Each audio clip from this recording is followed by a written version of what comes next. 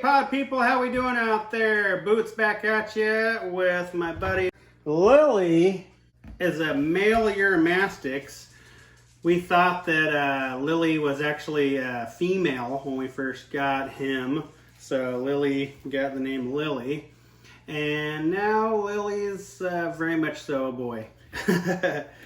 But we love him anyway, and we wouldn't change his name for nothing. So he's a pretty killer dude. So today we are going to do Porcellio Expansus. Actually just recently redid their bin a little bit, upgraded them to a bigger bin because some of my main kai was getting pretty big and we need a little bit more space for them to grow out. So split the things up, and now we got two colonies, one in a bigger bin and one in a smaller bin, and we'll show you the larger, newer bin in just a few minutes. So make sure you're liking, subscribing, and we'll see ya on the backside. Okay, Porcellio Expansus. These guys are definitely in my top 5 of my favorites here. Up there with the Bolivari and the Rubber Duckies and Jupiters. Oh man, love me some isopods.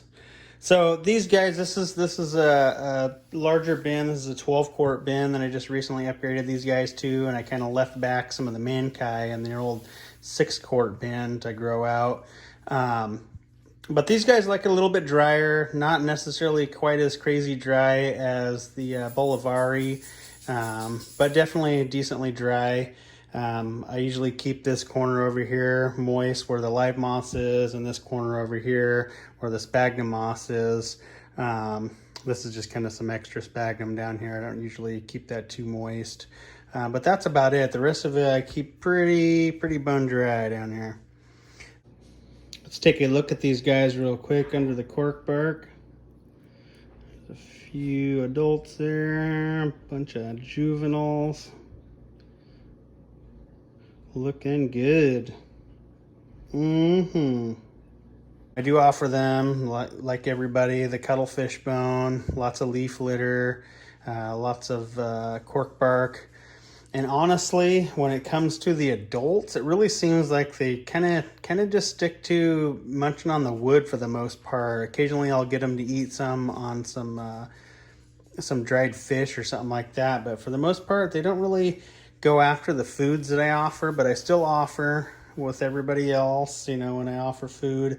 But it does seem like the Mankai go for the prepared foods a little bit more so than the adults. That's just kind of my observation. Hit me up in the comments section below if you have any other different examples with that or experiences. I do have a lot of ventilation. I got two 2-inch cross ventilation vents there, and there's some ventilation on the lid as well. They like it a little bit cooler, it seems like, and from what I had been told previously when I first started out with these guys. So I keep these guys on the bottom shelf and in my racks.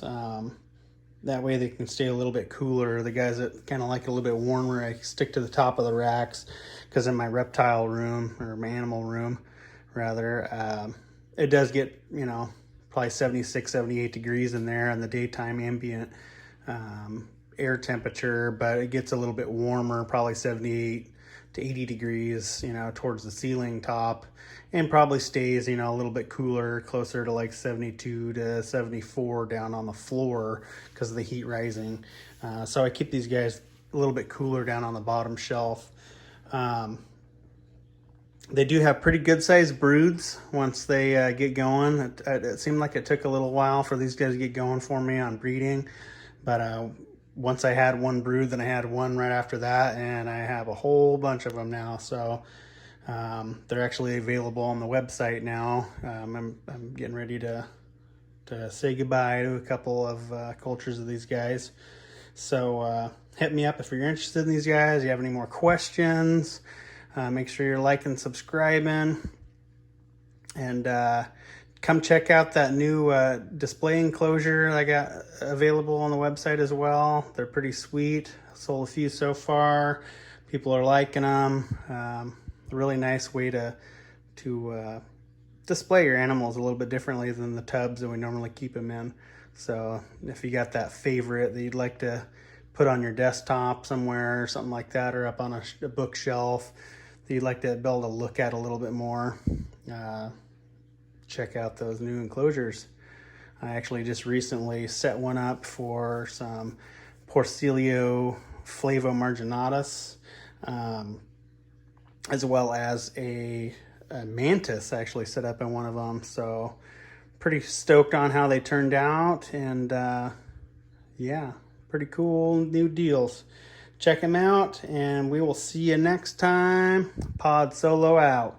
Bye.